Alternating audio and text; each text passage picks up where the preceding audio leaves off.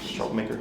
Yes, A little bit. she barks nonstop. She's not aggressive towards other dogs in the sense that she's not biting them, Okay. but she just barks incessantly, and she beats up on this one at daycare. They're with Fabian at Wicker Pet. Oh, okay, sure. So he referred us here. Sure. So it's our understanding that she won't beat up the other dogs, but she will beat up this one at Interesting. daycare. This one doesn't have a whole lot of issues. She only is bad because she'll bark and She follows suit, yeah. Yeah. I know she looks normal now, but she will go nuts when we're taking her on a walk and she sees another dog. Sure, yeah, we got a little glimpse of it when Yeah. she's all chipped. Yeah, Exactly. yeah.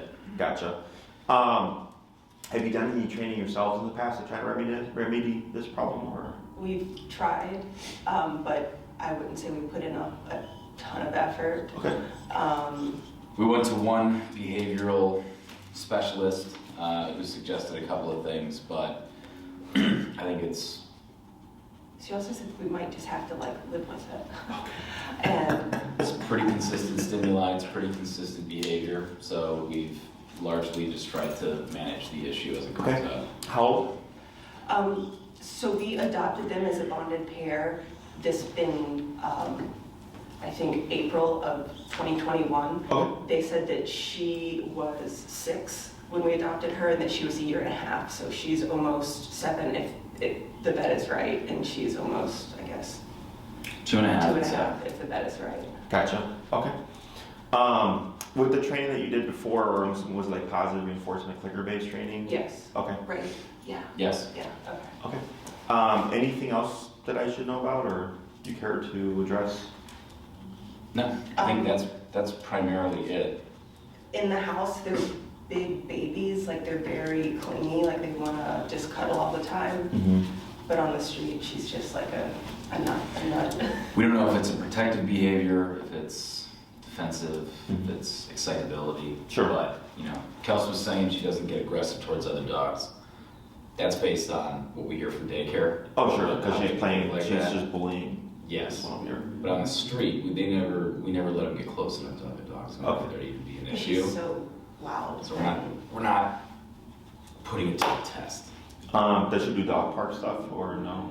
No, It's not an option. only because of I can't handle how loud she is. Sure. But when we have dogs coming over to our house, friends pick dogs, she's fine. Yeah. She doesn't resource guard. If dogs eat out of her bowl, she doesn't care. Yeah. Drink out of her water bowl, she doesn't care. But yeah, I'll leave it to you to tell us what that means. That's just what I've observed. So you said you got these guys in March of 2021? Yes. Okay. Sorry, I'm still stuck on 21, so I was like, wait, they've only had this dog for a month. Yeah, or no, it's a year now. Okay. Okay, anything else? Not that I can think of. Okay. And then at the daycare, that's the only time you see that bullying behavior. No. No, when they're on a walk, if we walk them together and she barks, she starts attacking. She redirects. Gotcha. Oh, Yes. okay. Yeah. Same in the house, if we let them out on the back patio and she starts barking and Birdie is near, she'll start doing the same thing. The redirect. Yeah. And if, Fabian said the daycare here might be a good idea if you have space and if they are candidates. We're open to whatever you suggest. Okay. I'll break it down all for you, and then so you know what your options are. Okay. The only reason why I brought up the daycare thing is, let's say you move forward with training, right? Is think of the daycare as its own place. So if she realizes, at home, mom and dad are structured or disciplined, I can't get away with this anymore, right? Mm-hmm. But then she'll still do it at daycare unless they reinforce boundaries. Yep. Right? And then she learns, okay, this is also a place of structure, so I can't do it here either, right? So it's consistent across the board. In some cases, I've had clients where the dog has had issues at a daycare, they did training, and then the issues went away, okay? I've had other cases where they were strict at home, but then the dog started acting up at the daycare because there was no structure there, so the dog learned, I can get away with things, right? So it can go either way. If you'd like to bring them here, that's not a problem. Okay. But just so that you're aware, because I get clients that want to do training for a certain result, and I'm like, it honestly won't impact that, so I don't want to say yes and say give me your money, and then in reality it doesn't really do anything. Okay. We're trying to create environments of consistency so that we can start to address this. Yeah, so that's how we would help. We could also, we are an option, but if you're trying to keep one and the other, that's also a possibility. I don't know how that's going to play out. Okay? I think that, I'll do whatever you suggest. Like, we're at that point where I'm not doing a good job, Okay. so whatever you suggest, I'm going to listen to. And it seems, well, number one, it's really stressful to get her out of Wicker Pet because of where it's located, and she'll bark at dogs on the street. Oh, sure. And when she leaves, the dogs that are in the window of Wicker Pet. So, and it's right on North, and it's really stressful. So, if there is a spot and you think they're okay for here, then we would love to just make it consistent Sure. throughout. So long as you think it's a good idea. Sure. So, so you obviously talked to Fabian, and did you do any research on us prior to booking, or did you say, or is it like, oh, Fabian recommended, I'm just going to book? Research, I looked at the website, I looked at how you guys, or the tactics you use. Everything's fine. Okay. We have shock collars at home. Okay. We don't have the pronged ones, but I'm not opposed to anything. Okay, makes life a lot easier. Yeah. Okay, so I'll explain all this stuff, because we do get clients that just book, and then they're like, wait a minute, you use e-collars? I'm like, yeah. And they're like, oh, we didn't know. I'm like, well, let me educate you. So do you know what model of e-collar you have? We have two different ones. My mom has, her dogs are very well behaved. When she comes to visit, she can get these guys almost that way. So obviously the problem's us. But I don't know, she sent us the brand that she uses. I don't know which brand it is. I can find out. And we also have another one that I bought on my own. Is it a circle remote? No? I don't think so. Do you remember about approximately how much you paid for each remote? No? Okay, not a problem. Where's chances? Mine I got on either Chewy or Amazon, but I did some research on Google before I bought it. Okay. But this was almost a year ago, so I don't remember. My mom's, she just sent it to me because she was like, look, this is what me and my dog friends use, and we can find out which one it is. Sure. Okay. So the reason why I ask is if you happen to, let's say your mom did train with another trainer, I would anticipate she would be on a professional brand kind of collar, because especially nowadays, anybody can make anything now, right? So there are lower tier e-collars that are not good. And Maria will send you the information, and I'll give you the information as well. More often than not, people show up with the wrong e-collar. So, okay. Now, is your goal to train the troublemaker here, or are you trying to get both on the same page? I think, go ahead. whatever you say. I know that's not a good answer. I don't, what do you think? Our assumption is that the majority of the problems start with her. Sure. I agree. What I don't know is how extensive that may be influencing the other one to adopt some of those behaviors. Mm-hmm. So what we have seen pretty consistently is that with the aggravation or some of the stuff that she's doing out of the picture, pretty well behaved. Yeah, no, that makes sense. This is not uncommon. There's always a leader, right? She's the one that's instigating, okay? The only problems we have with her is just, Eating. bathroom issues. Potty schedule? Gotcha. Okay. So when it comes to the e-collar work, right? The way I look at it is this dog's 7, correct? Yes. This one, no, this is the 2.5-year-old. Oh, that's the 7-year-old. That's the 7-year-old. Yeah. Oh, okay. For some reason I thought that was a 7-year-old. I got to flip. Okay. Well, that's a bit different then. So so typically when I get dogs that come in, right? I have a client like right now who's one dog is 2 years old and the other one's 12 years old, right? And she wants to e-collar for both. I'm like, well, your dog's 12. I'm like, how much, what does your dog do? And the dog was a lazy old dog, right? So I was like, well, there's no real need then to train this dog because they're technically a senior now, and it's going to put them under unnecessary stress at an older age. So I'm pretty logical about it. But in this case, the older one is a troublemaker, so she has to. And I get older dogs too. I have at least 3 or 4 that are above 8 years old with reactivity or some kind of aggression, and we're doing e-collar training. So it can be done at any point. But if it's an old dog that does nothing, then I'm like, is it really worth it? So. Is she okay? Oh, she's fine. Okay. Yeah, no. Were you interested in doing in-person or like a daycare and train type of program? I think we are interested in the board and train, but Okay. I don't know, I know that whatever you suggest, but like, I don't trust myself to, obviously I haven't done well so far. So that's why I think. We don't think that board we're and going to train- be effective at addressing and starting to solve the At problems. least at the if base it's just level. us. There have been a Yeah. variety of suggestions. We went to other behaviorists to try and identify certain things that we can do. The issue is pretty consistently there. And Okay. it's just happening when we take them on walks. It's Okay. just an unavoidable Sure. So reality. the reactivity can be addressed. Mhm. I'll tell you that right now. Okay. I deal in behavioral. That's my niche. Okay. So the pro to an in-person program is that you learn so much more. Okay, because you show up with your dogs, I coach you through it, I'm present with you, I'm teaching you everything, you're doing it, and that's how you rinse and repeat, go do your homework. Okay. Now, I've had clients in the past who are like, I've done training and I didn't follow through, and they usually take the guilt on, right? Mhm. And I'll tell them, yeah, but the reason why you didn't follow through is because you didn't see any results. That's a big thing. Right? Like Yeah. if it's not working, it's like, well, then why am I going to keep doing it? So that's why I was like, what kind of training did you do? And I've had clients that have e-collar training in the past as well, and it doesn't work because it's not the tool, it's how you use the tool, right? So most people don't use the e-collar correctly, in my opinion.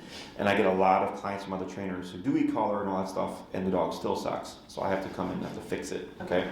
So that's a big factor, okay? If the issue is like, you know what, we haven't seen much of success, so we just kind of gave up on it, I wouldn't fault you on that either. Like, I don't want to waste my time on something that doesn't work. Right. So I want to say in 99% of the time, what we do works, okay? As long as you follow through. But the incentive is there because it's like, oh shit, like when you go on your first walk, you're like, my dog didn't like lunge at a dog. That makes you feel good, and you're like, what we're doing must be working, right? And then there's gonna be failures, there's gonna be times where your dog does become reactive, it's a part of the process. But if it's 7 out of 10 times your dog is good and 3 out of 10 times they became reactive, I gotta get information now. Mhm. What was that dog doing that your dog became reactive? Oh, they were lunging at her. Oh, that makes a lot of sense, right? So we break that down, and then I give you instructions, and we work through it, and you go off and you practice again, right? So there's going to be failures, but that's how you learn where your dog is at, right? Mhm. So like I have a case right now who's that 1% case in terms of handling reactivity. We just had our 4th or 5th class, and he's still struggling with reactivity, and it's a pity. Not like it's a pity, like the dog's actually a pity. It's a pit bull. And very common with pitties that they're a bit different than like a dog like this when it comes to reactivity. Okay, so his process is a little bit longer, but we're having to go through the process to learn what's going to work. More often than not, by the 1st or 3rd class, the reactivity. Okay. So go ahead and pull him towards you. And then you're going to pull up on your leash and then just press down on the hindquarters. Yeah. Yep. Yep. Make her sit or? Don't say sit, just pull and push like you were. Like that, and then relax. Good. Do it again. When Fabian does it, it's like he's the dog whisperer with her pet. Like he does the pressure thing, and she won't listen to us. But as soon as he takes the leash and he does like whatever What he does. she just listens. Correct. And it's because since she's not used to it from you, she's gonna confront it a bit more. Does that make sense? It's like a kid never getting disciplined, and one day it's like, hey, there's rules. Like it's not gonna just like go, right? So yeah. So when it comes to the training, that's a big factor. You know, I've had other clients that are like, I didn't follow through, and they think everything they're telling me is I didn't follow through because it didn't work. And they want to do a board and train, and I'm like, but you get more value knowledge-wise through in-person, okay? Now, if you did a board and train, because I would say that is an option for you, so I always give people options. In some cases, I say it's not an option because the case is too severe that the owner has to learn how to handle it. It's not about us, it's about the owner, right? This case is mild, in my opinion, that you could do a board and train. The pro is we get more done faster. The con is you don't see the process. Okay, so you don't really learn or understand why it's happening. You know, and that's a very important key to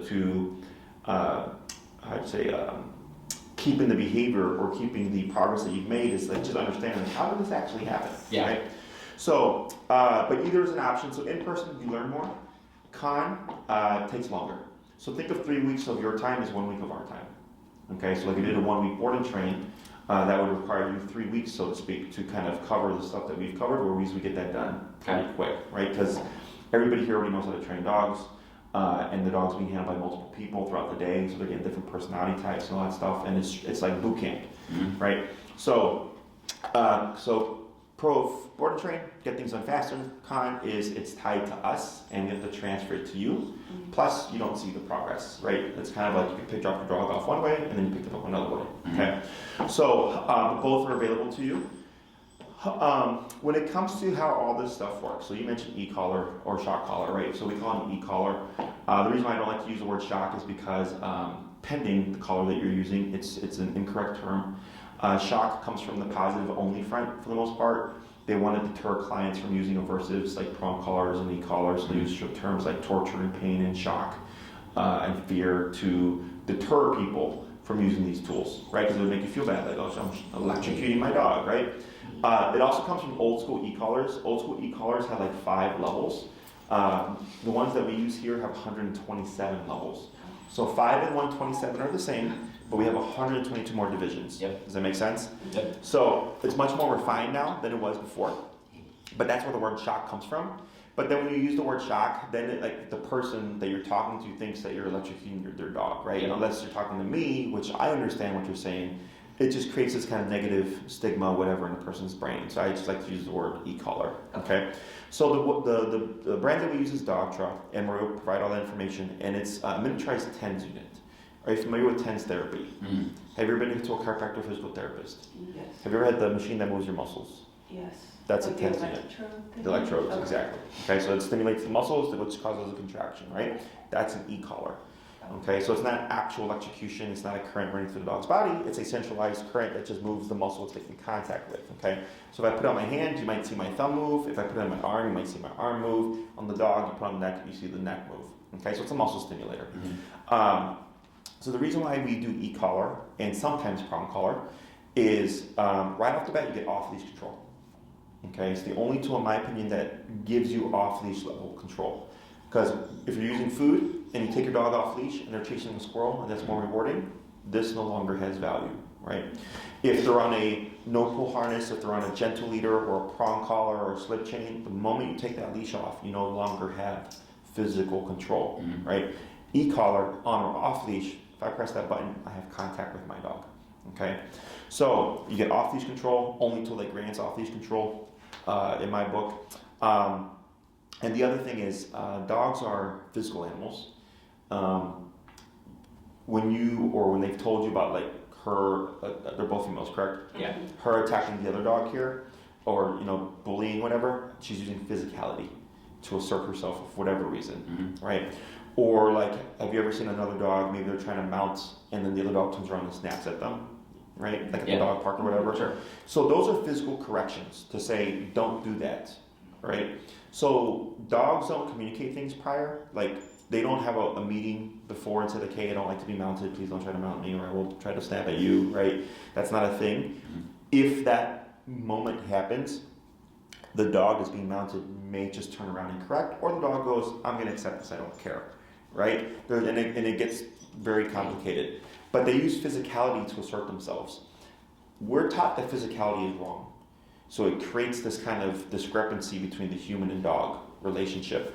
This is a dog bite here, okay? Right there. It's all 10 stitches. The dog's actually here today. It's a Great Dane, okay? He's a friendly dog. He's a goof. He's a dopey dog. This happened the first day he came for a board and train. It was within about 3 hours, 4 hours of being here. I picked him up, did training with him. He did great, and I hadn't had a Great Dane yet. So I didn't know if I was going to have a kennel big enough for him. So I was just trying to put him in the kennel, okay, to see if he would fit. Ironically, he didn't fit. But he didn't want to go in the kennel because he had never been made to, so he became scared. And he bit me to deter me from loading him in the kennel. Okay? So he wasn't being aggressive. He was protecting himself because he felt he was in danger. Okay? So, very mundane thing, very harsh correction. Right? That's dogs. So dogs bite humans all the time. Dogs bite each other all the time. That's how they communicate. It's not always aggression. Like this wasn't aggression. This was self-defense. This was defensive, as you said earlier, or a correction of "don't put me in the kennel." Okay. He's a big dog, so obviously it had more consequence to it than like a smaller dog. So e-collar is the human way, essentially, of biting the dog, so to speak. So I like to call it a bite on a bite. Okay, because it's a negative, it's an uncomfortable feeling. We want to avoid discomfort. So if you're like at a restaurant and it just like sucks to be there, well, you don't want to stay there. You want to leave, right? Yeah. If you're at a party and the party is boring, you want to leave, right? And you probably wouldn't go back. Like, oh, I'm not going to go back to so and so. They're boring parties, right? That's a negative experience. Mm-hmm. So negative doesn't always have to be physically consequential, right? Because as humans, we're a bit more complicated. But if you've ever touched a hot stove, which most people have at least once in their lives, you don't want to touch it again. Yep. So we learn more from negative experiences. It's even a quote, you learn more from your failures than you do your successes, right? Same thing for dogs, okay? So aversives are the greatest teacher in my opinion. And when it comes to reactivity, a couple of things. One, we have to teach the dog how to walk correctly. So your harnesses actually promote pulling, which promotes agitation, which then feeds into reactivity, okay? Now with some dogs, you can do it and you can do all the wrong things and the dog's completely fine. Because personality type wise, dog don't care. But then when you have this kind of personality type and you do the wrong things, you start to get these behaviors, okay? Because there's no guarantee of how these things work. So it's kind of like a kid. Some kids are just good kids and you don't have to do much on discipline, right? They're pretty much self-disciplined. And other kids require a bit more discipline. So same thing with dogs, but the harness feeds into the reactivity, okay? So for now it's fine, you would keep your dogs on what they're on now, but should you move forward with training, you would switch to the training tools, you would get rid of your harnesses, and then we would just formally train them, okay? So the reason why, when it comes to reactivity, the obedience isn't helping your dog. It's the consequence behind the obedience. Okay, it's the fact that you're nipping and biting your dog using the e-collar. Go ahead and pull her in. And you're gonna pull up and push down again. Yep. Just keep going. Keep going, and then pull straight up on your. Yep, like that. Push, push, push. Almost. Almost. Go down. There you go. Now relax. Okay. Very good. So, It's okay, Dolly. it's okay. Very good. Good job. It's the consequence behind the obedience that's helping your dog. Okay, so because think of obedience as sit, stay, come, math, English, science. Think of behavior as morality. Don't jump, don't bark, don't bite, don't lie, don't steal, don't cheat. Okay, a very smart dog, a very smart person can be a bad person, right? So you can be a genius in physics but still be an asshole. And you can be a very not smart person but be a very kind person, right? They don't overlap. So it's the same thing here with obedience. People tend to look to obedience to fix behaviors, but they don't overlap. But we use the heel to layer in consequence and discipline and see how it impacts the dog. So there's some cases where we do the leash walking stuff, like the case that just walked out right now, that black dog, that was a reactive dog. Okay, didn't do anything, right? And that was because it was an easy case. So after the first class, no reactivity, okay? And that dog's reactive because he wants to play, but it's still reactivity. So in other cases, the obedience of heel and the consequence doesn't help. So then we have to correct the dog for the behavior itself, meaning adding an aversive when the dog becomes reactive to stop and then deter the behavior. Okay? Every case is different, but almost always, we always start with the structure first. What does that resolve? Okay, so a lot of times just basic structure and consequence will change a lot of things in a dog's life. So I was raised old school, I was spanked. So like when my mom said don't do that, it was just like don't do that, and then until I got spanked the first time. Now don't do that has like a completely different connotation because it's don't do that or I might spank you, right? So now there's power behind it. So it's the same thing for dogs. If they've never been formally spanked on the level that they understand, the world's their oyster, right? And the moment you start talking to them in their language and giving consequence, all of a sudden it's like, whoa, this is a thing now, and I gotta make decisions to avoid this consequence. Does that make sense? Yeah.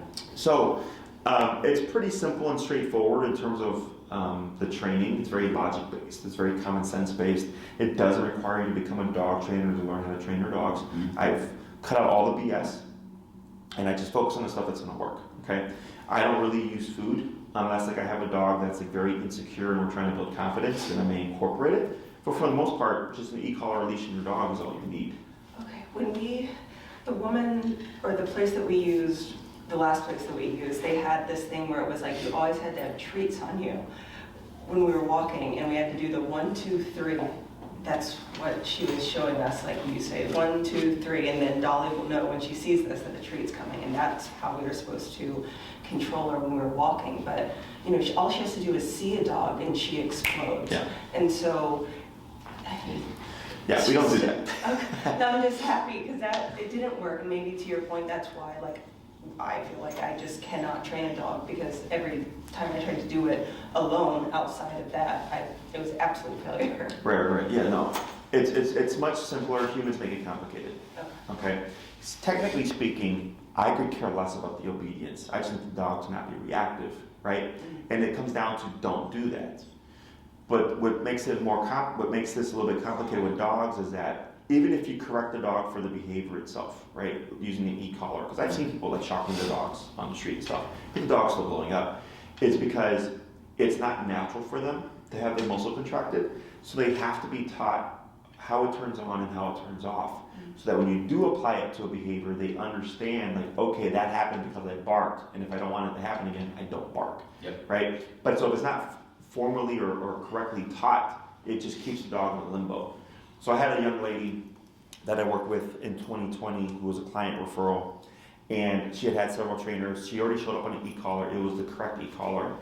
She already had a lot of information, right? And her dog was like neurotic, and like he showed up and he was just like all over the place, right? So when we started the training, because she had so much background, I kind of assumed, which was my fault, that she already knew what she was doing. So I was just trying to fix things, right? And the dog kept shrieking. And I was like, why is your dog shrieking? And she's like, oh, it's just how he is. He's super neurotic, right? So finally, I'm like, what's your number at? She had it maxed out. And I was like, and what button are you pressing? She's like, continuous, which is the harshest of the harshest correction you can get, right? Not that I'm opposed to it, but the human thought process is, my dog is being aggressive, so I'm going to give him the harshest consequence there is, right? I get it. But for the dog, it's so abrasive and it's so spontaneous because the dog does not know where it's coming from. They can't think through it. And it kept the dog neurotic because he didn't know how to avoid the correction. So it's like waking up to a ticket on your car with no reasoning. Every morning, another ticket on your car, no reasoning. At some point, you're going to get pissed off because you're like, why do I have a ticket on my car? But if there's a ticket on your car and it says you parked during cleaning day, you understand how to avoid it, right? So I changed what she was doing, taught it correctly, and by the next class, the dog would resolve like 70 to 80% of the reactivity because she was doing it incorrectly, right? So once the dog understood the game and what to do and what not to do, the dog calmed down tremendously, which then helped them be able to handle the reactivity better, okay? So reactivity is one of the more simpler things to address in my opinion, because it's simply coexist in the world and don't lunge at dogs. I don't need you to like them, I don't need you to say hi to them, I just need you to walk past them and or let them walk past and don't be a prick, right? So we keep it simple. If you wanted to learn how to socialize your dog like a friend's dog, I can help you with that, but it's a whole process, you know? They seem, and I know you haven't seen them, but correct me if I'm like thinking about it wrong, they seem to be fine with other dogs. Friends' dogs, they could be smaller than them or, a big, what is Kevin's dog? German Shepherd. A huge German Shepherd. Both of them are just, they're going to play with them. They don't. In a known environment that isn't too cluttered or where that isn't a dog park, right? Well, we haven't taken them to a dog 1, 2. park. Yeah, so it's not going to happen. Only because the barking, it's so insane. Like, Nick will just have to pick her up because we don't. No, yeah, sure. It's our fault, like, I get it, but like, we don't. Well, you don't have the right tools yet, you know? So, I mean, I'm not going to fault you for something that you don't know how to do. Because it's not like you're not seeking answers, right? That's why we're here. So, when it comes to the dog park, I mean, I don't like dog parks. There's too many random variables there. But like, sending the dog to daycare where it should be structured, right?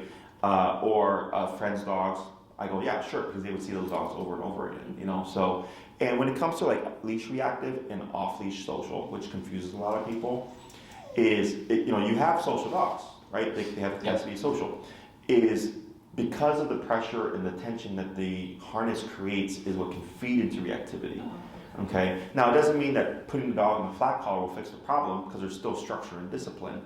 But you wouldn't be the first person, because it confuses people. They're like, if I let my dog off leash, they're completely fine, but on leash they're super reactive, and it's because one, it could be a harness type thing.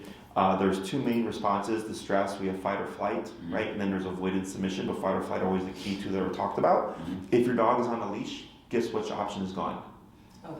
Fight. So all that leaves is fight, which is reactivity, right? That would be categorized under that fight response.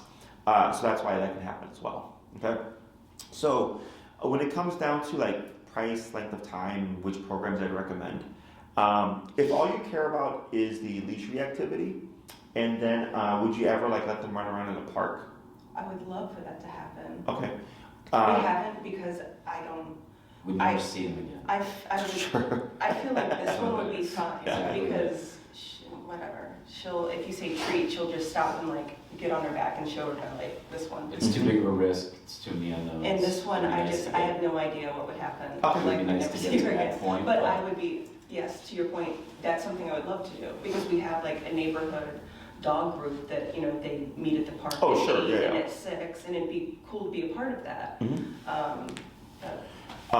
Do you see yourselves like going to a restaurant and wanting to take your dogs? Yes, we have a bar across the street that is very dog friendly. We could take her. Can't take the other. her. Okay. And we could take her alone, but we couldn't take them together or her by herself. Okay. Is that fair to say? Dolly's not invited. Okay. So, Yeah. the more you want, the longer it takes. Okay. So I'll break down the options, and then you just kind of decide what you want to do. Okay. If you do in person, at minimum, I would put you at 6 classes. Okay. And we don't do one program. It would be one program, and then you just pay. I forgot what the cost is off the top of my head. For each dog. For an extend half an hour. Oh. Yeah. So, because I'm already there, right? So it's not you're paying double the cost. Yep. You're paying the one program cost, and then you just, when you need an extra half an hour, which is usually just the first couple of classes most of the time, then towards the end of the program ends up being too much time. Is I just train them both at the same time. I just split the class between the both of them. Okay. Is 6 classes, and that's me focusing on the essentials, meaning leash walking, which is to help resolve the reactivity. Okay. So leash walking usually takes 2 classes, and let's say reactivity as a variable may take a class. Okay, that's 3 out of 6, and that leaves 4 through 6. That can be used to teach recall. Okay. Because recall is usually about a class or 2 as well. So then the 6th class is kind of another variable in case maybe you had a bad week where she was being reactive, and it's like, well, why was she being reactive? I can help you figure all that stuff out. So the 6th is we're just focusing on reactivity, leash walking, and then come and call. Okay. The 9-week course is leash walking, come and call, go to a restaurant. Okay. We would still cover reactivity. Gives us more time as a buffer in case you're sure, because you have to learn, right? So there's going to be failures involved. I'm not going to lie about that for the most part, but that's how you learn what didn't work and what does work. Okay, so I can help you through that. If you did like a 12-class program, that's for clients that want like a fully off-leash trained dog, meaning they can take their dog to the park, they take their dog to restaurants, they go to the dog beach, they go hiking, everything with their dog. Their dog goes everywhere with them, so they want full control. Okay, so that's like a 12-class program. 1 day a week for an hour. In your case, about an hour and a half for when we need it. If you're doing a board and train type program, minimum would be 2 weeks. So think of, again, 3 weeks of your time is 1 week of our time. So, but we would get more within 2 weeks here than you would get done even within like a 6 or 9, technically speaking. But that's how I, describe it to people. So think of the 2 week would be like getting your dog to like 50 to like 70% off leash reliable, because we teach all the commands: sit, stay, down, come, place, heel, regardless of the program. Okay, because we already know how to do it, so we can get it done. The difference is how far do we get the dog in the training when we return them to you. Yeah. Does that make sense? Yep. So like if we have a dog for 4 weeks, we get as close to 100 as we can get, but we still have to transfer it to the owner. Okay. Does anyone ever do the board and train and then follow up with like a 6 week, or is that over? You get follow up with your boarding trains. It's included. Oh. Yeah. So if you go to my website and you look under boarding train programs, you'll see like 2-week program, 4 hours of follow-up, meaning 4 1-hour lessons. Okay, so yeah, because we get that question a lot. So our board and train, what helps differentiate us from other places is you can send your dog for 2 weeks somewhere, and you'll get 30 minutes one time with the trainer. Knowledge transfer. Yes, Yeah. we give 4 hours. I'm pretty sure it's on my website. Okay, because it's a lot of stuff. So 30 minutes to learn what your dog learned in 2 weeks is BS. Like you need more. Yep. You'll probably address this question, and you kind of already did, but I'm scared of failing with the come here and like just Oh, the sure. outpatient or whatever it's called. And you said that maybe for them it'd be better if we didn't do the board and train, but I'm just so scared that You're I'll scared of fail. your dog running away and not being able to return them. Oh, no, That that correct? I will just Oh. I will Yeah. fail at doing the homework because I've failed before. Sure. And that's why I really Yes, wanted to and that's watch. something you have to just like have a talk with each other and stuff. Uh-huh. Realistically speaking, you're still part of the process regardless, right? If you do in person, it's all hands on, you learn more. I'm going to lean more towards that for you because you wouldn't be the first client. And I've learned I also have to not just, it's obviously not the dog, I have to like work the human, Yeah. build up confidence, right? Like, hey, you can do this, hey, you're making success, like blah, blah, blah, right? So that's one thing, which you don't get with the board and train, right? But if it's, you're not going to follow up because you don't want to or blah, blah, blah, blah, that's not based upon what's the word, effectiveness of the training, that's different. I'm also afraid of that because of work. To be completely honest, I'm afraid that I will fail, and I'm also afraid that I won't have the Time? yes to do it like as Oh. consistently as I should. How many times a day do you walk your dog? I've 3. 3 times a day? Yeah. You're the primary handler? Yeah, working from home, so I just kind of squeeze in a 10 or 15 minute walk. Okay. That's when you train. What's that? Like if you're doing in-person training, Uh-huh. you just apply it or you do it when you live your life with your dog. Oh. The only command that requires effort on your part is actually the recall. Because you got to go to the park, practice with your dog. Oh, okay. Yeah, You so have to remain disciplined and do it. Okay. yeah, that's a part of it, right? So it's like, hey, I'm gonna walk my dog for 15 minutes. I need to bring my training stuff because I'm gonna take that time to train my dog. Does that make sense? Yeah. So I kind of like I just told my last client I call myself like a lazy man's dog trainer because most of us have to walk our dogs in the city, right? Yeah. Unless you have a yard, you get to walk your dog. So I tell my clients, that's when you train. You're gonna watch TV for a bit. That's when you train. Okay? The only command that requires effort is if you're doing recall, because you got to go to the park, put your dog on a long leash, let your dog chase squirrels or whatever, and call them back, right? So that requires the most effort, because it requires you to leave home or whatever. Yep. But the rest can either be done in the home or as you walk your dog. Okay? When it comes down to time, if you do a 15 to 20 minute walk 3 times a day, that's perfectly fine. Dogs care about consistency. They don't care about effort, so to speak. So if every time you walk your dogs, you always put on the collar, you always reinforce the training, that's what they see, okay? You could go out your way to try to train your dog as much as you want, but if you're not consistent in reinforcing everything to the level it's supposed to be, they don't care. So to give you an example, I had a client who used to fly and fly out Sunday night, come back Friday afternoon, Friday through Sunday he would be in town, okay? He asked me the same question, like, Jesse, should I even invest in this considering I'm out of town 5 out of 7 days? I said, yeah, like, because it's the time that you're here that your dogs care about, right? Yep. Or if I have a client who is training and they have a dog walker, common question is, if my dog walker doesn't reinforce this, is it going to ruin my training? I go, no, because the dog goes by association. The dog learns mom and dad are strict, can't misbehave. Dog walker, I can be inbred. Right? Now, if they want everybody on the same page, like when you had said, like, we'd like to do training and have our daycare be on the same page across the board, Yep. then it's like, yeah, well, of course, you'd want to bring your dog here because then we reinforce everything. So, we're not working against each other, right? But it's not necessary. I get plenty of clients who don't send their dogs to daycare here. They go somewhere else and their dog is great with them at home because at home they have structure and at daycare the dog is a brat. Completely fine. I'm so sure that as long as there's space, that we want to do the daycare here. Sure, yeah, no, yeah, that's not a problem. Okay. And then technically speaking, you don't have to do training for your dogs to come to daycare here. Okay, this is mild enough, and as long as we have permission to correct your dog is always the issue. Cool. You know, we had a client here who their dog wasn't a problem, but we're like, you can't do any kind of corrections on my dog, right? But then we're like, well, if something happens, how are we supposed to stop your dog? Yeah. You know, because sooner or later your dog may make a mistake or like screw up, right? It happens. That's when we have issues. So I don't kick out dogs because of dogs. I kick out dogs because of humans.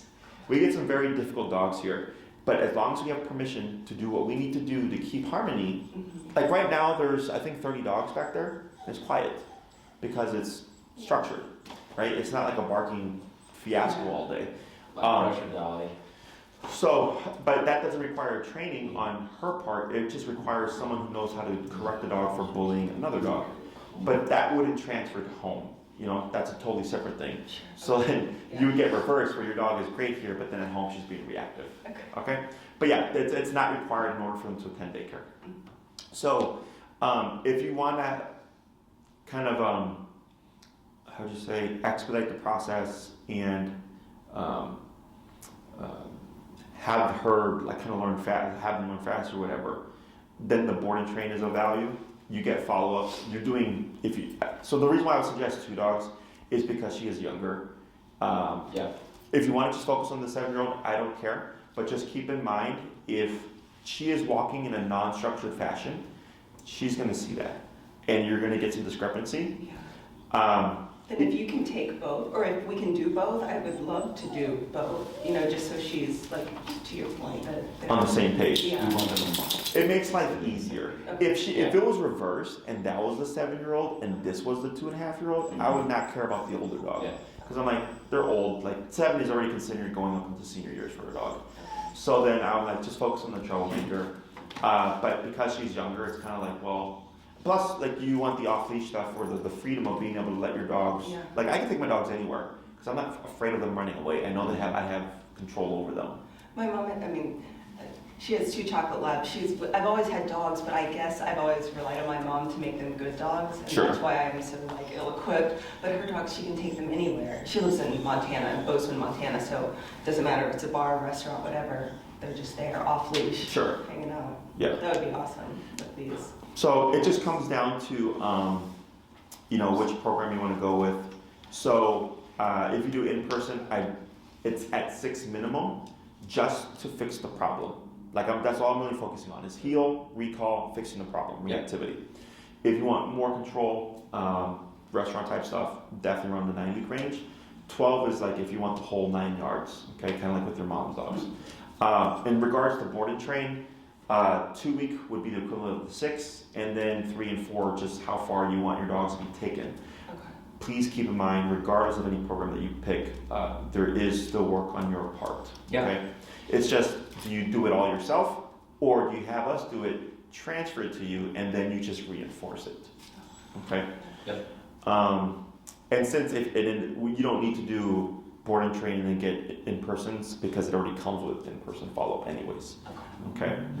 And you would, if you end up doing that with both dogs, each dog gets their own respective follow-up. So you'd end up with a ton. Okay? Other questions? No, I don't. What would you... People say beagles are notoriously difficult to train. It's not a thing. Okay. Not a thing for me. No, I know. It's hard to accept that. Right? Yeah, I know. It's like, well, the nose, you can't break the scent, whatever. Like, yes, you can. Okay. I had a beagle. One of the dogs growing up was a beagle, and she was awesome. It was just like this one. I don't know. She's just. We're trying to solve the immediate problem of the reactivity and what's preventing us from taking them places, from doing certain things. Yeah, no, absolutely. Super common. More social and... Yeah, your dog, so the whole thing about control and discipline is to give you more freedom. Control equals freedom, right? I can take my dogs anywhere, to a restaurant, off-leash at any park, regardless if there's traffic or whatever, because I have this level of control. Yeah. You know? So, because people are like, oh, you're going to make robots. I'm like, I don't want a robot. I want a dog that listens. And ultimately, they get so much more activity because now you want to walk your dog Now you want to let them run around off leash because you have that capacity. But at this point, like you said, like I'm afraid of my dog running away and I may not be able to get them back. It's a safety concern. We don't want them running into the street. We don't want them being unable to return, to recognize that command. Right. So that's what we're trying to fix. So I think my question is, does the in-person or the 2-week, is there a difference? Assuming that we'd be able to knowledge transfer and understand all that stuff, the instinct would be to expedite the process. Right. Technically, no. Okay. As long as you're like, okay, this makes sense. Because so the other thing that we do with boarding trains is that we film the first session of everything we do with your dog. Mm-hmm. Oh, wow. Okay. So that you see how your dog responds. Okay. The trainer. So like, let's say your dog became flighty, meaning she's wanting to run away from the e-collar. It's not uncommon. Okay. Most people would want to stop the training because like, oh, the dog is scared, they're running away. But if I stop the training, what does the dog learn?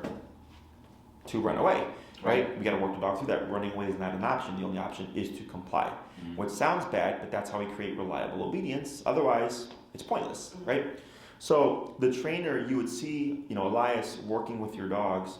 If they became nervous or flighty, he would work them through it and then explain what's happening to educate you. Yep. Okay, so we do this because I want people to see the bridge between my dog was this way and I picked them up this way.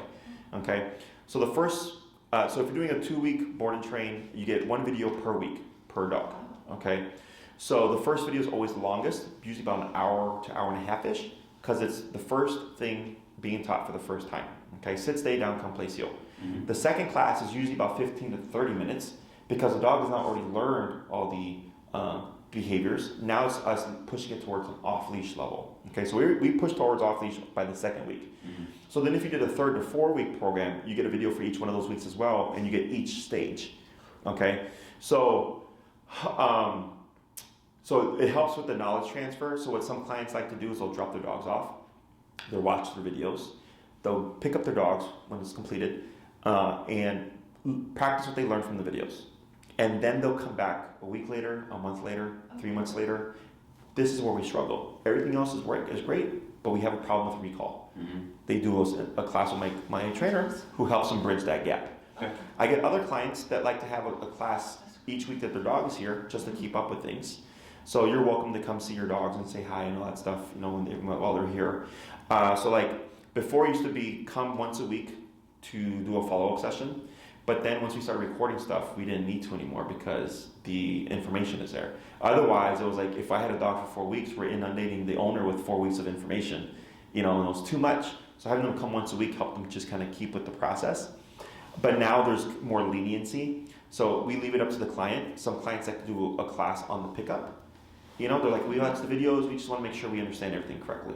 That's probably something that we would be interested in. Yeah, and then you schedule all that stuff with my staff, Cool. okay?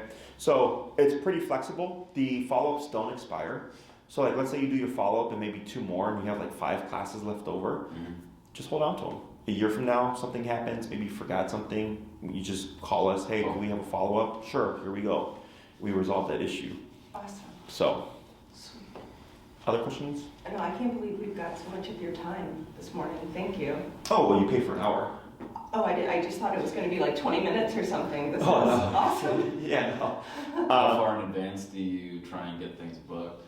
So we're going to do a board and train, would that be like a month in advance kind of thing? You'd have to contact my Is it Elizabeth? facility. It's Elizabeth, most likely. Okay. She knows what's going on here because I'm handling just my clients. So we've grown to the point where like there's me with my clients, there's Enrique with his clients, then we have Elias he leads the board and daycare trains now. And we only take 4 at a time for board and trains. Just helps us from overworking the staff, making sure the quality of training stays. So if there's an opening, as long as there's space for 2 dogs, you can start as soon as you want. Cool. We would just need a clear fecal from at least the past 3 months, vaccination records. Otherwise, they're welcome to start whenever you're ready as long as we have space. Okay. That's good. Okay. Last thing would be the collar. I put them on the Doctor 2300. Maria or Elizabeth will send you the information. Now, one thing that I would ask you to keep in mind now is the Doctor 2300 system or 2302 system is 1 remote to 2 dogs. Okay, so you can control 2 dogs off one remote. Mhm. The problem with this is, if she takes one dog and you take one dog, Oh, you're now left with one remote to one handler. Okay, is you can pair a secondary remote to the system, so you each have your own remote that controls both dogs. Does that make sense? Yeah. Now, if you want that setup, you have to purchase the collars, and then we send it in the dog truck, and dog truck has to pair all of that stuff together. We can't do it here, but they don't give us the information on how to do that. Okay. It can be done. So the reason why I point that out is we have to send the collars to dog truck. It usually takes them around 2 to 3 weeks, and then they send it back. So there's going to be a turnaround time. Okay. Now you can start your training, and we use our collars here. That's not a problem. But at this way, if you know that's what you want, we've already sent out your collars to get fixed and set up for you, so that by the time you pick up your dogs, your system is already waiting for you. Okay. Would you just not buy 2 separate collars? You can, but now it's one remote only controls one dog. Yeah.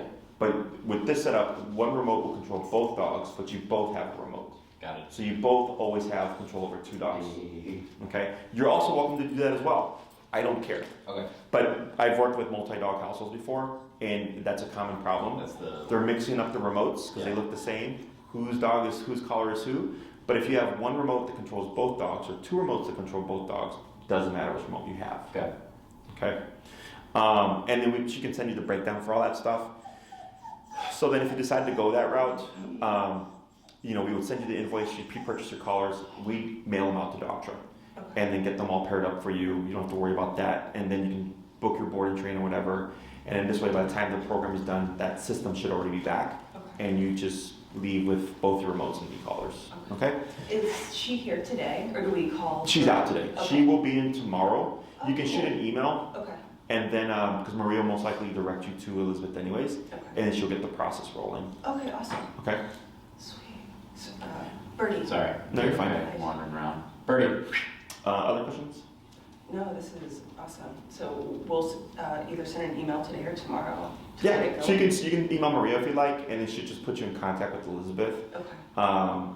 And then if you're doing a board and train, you book through Elizabeth, because Maria only handles my clients.